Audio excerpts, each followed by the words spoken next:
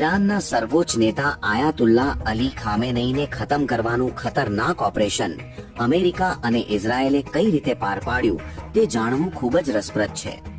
વર્ષોના પ્લાનિંગ અને લેટેસ્ટ ટેકનોલોજીના ઉપયોગ પછી આ સફળ ઓપરેશન પાર પાડી શકાયું.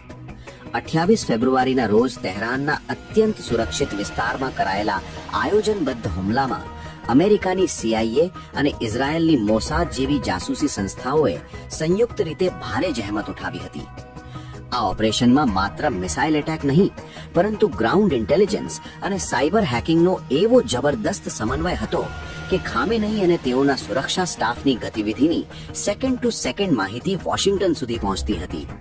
માત્ર 60 સેકન્ડની અંદર 30 જેટલી મિસાઇલોએ ખામેનેઈના આખા કિલ્લાને ધ્વસ્ત કરી નાખ્યો, જેમાં ઈરાનના ટોચના સૈન્ય કમાન્ડરોનો પણ સફાયો થઈ ગયો.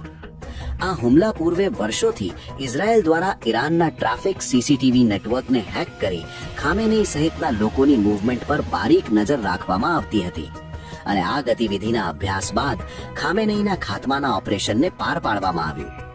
આ એક એવું ઓપરેશન હતું જેણે સાબિત કરી દીધું કે દુનિયાના કોઈ પણ ખૂણે સંતાયેલા દુશ્મનને અમેરિકા અને ઇઝરાયેલની જાસૂસી સંસ્થાઓ ગમે ત્યારે શોધી શકે છે અને ખતમ કરી શકે છે.